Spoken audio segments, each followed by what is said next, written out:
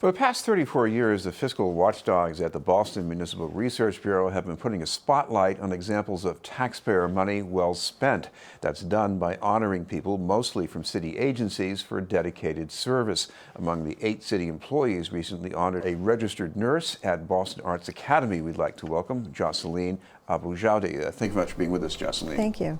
First of all, I would talk about what a school nurse does. When I grew up, it was just somebody who'd stick a thermometer in your mouth and send you home early. But these days, what does a nurse have to do? Well, these days it's changed. Nurses are very visible in the school community. We have a lot of students that have a lot of chronic illnesses that we manage day to day. We also try to prevent a lot of illnesses with communications going home about flu seasons or how to, eat better to stay healthy, different programs that we bring into the school community. Does this job remind you of growing up in Boston, going to school here as a kid? It certainly does. One of the reasons why I chose to be a school nurse, as you know, nurses can work in a variety of settings, is because I grew up in the inner city and I wanted so much to give back to the youth of Boston because I myself grew up in the city, so I feel very passionate about that. Now, you grew up in a diverse neighborhood and you're from an immigrant family. Does that sort of ripple forward to what you're doing right now? Absolutely. My family immigrated here from the Middle East, Lebanon, during the Civil War. And I connect very well with a lot of the students at Boston Arts Academy and Boston Public Schools as a whole. Students are looking to connect with people like themselves just from day to day. So we definitely connect on different levels with our different languages and backgrounds and how we understand the immigrant community. Now, one term I've been hearing more about the last decade or so is social and emotional learning in the school department. What does that mean for you? Well, at Boston Arts Academy, we have a health and wellness team that I work very closely with. We have social workers on board that we work together and give the students a wraparound service. Once I take care of the medical needs, I always check in with them about how they're doing. As you know, high school is very stressful with the demands of extracurricular activities. And if I see a need to refer them to our health and wellness team for maybe a check-in of how they're feeling or how they're doing, I'm very fortunate to have that team of social workers at my school. Now, one of the other things that occurred to me that must have also changed since I was growing up at least, is that when kids are sick, they can't go home as much as they used to because there's no parent there because the parent might be working. What does that mean in the school for the school nurse to deal with? Well, one of our jobs is prevention, so we're constantly talking to the students about how to stay healthy. So we tend to make sure that we take care of them, and one of our goals is to get them right back to class and to learn.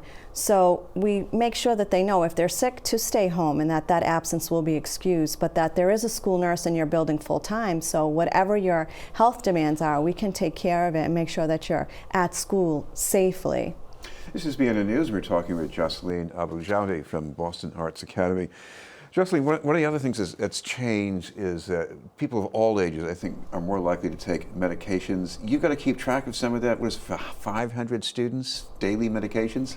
Well, at Boston Arts Academy, we have approximately close to 500 students. And again, we have a variety of students with different medical needs, ranging from diabetes to food allergies to seizure disorders and attentional deficit disorders that we medicate on a daily basis and monitor, reach out to their doctors to make sure the medication's working effectively. Because again, our goal is to keep students in school and our goal is to have them graduate by senior year.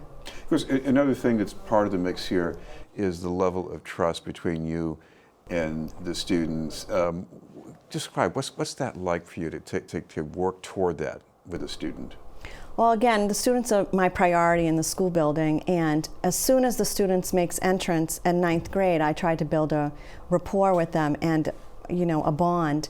So as soon as they come in, students know whether or not you're paying attention to them, and I always like to make eye contact with them, ask them how they're doing, and then kind of, offer them some services of what the school nurse's office offers. We're pretty much primary care. A lot of students use our office for primary care. So when kids come in, they can tell if you're listening, if you're ready to offer the services. They can tell if you're having a bad day. They're very intuitive. So you want to give your all at all times. Maybe using some bilingual skills too?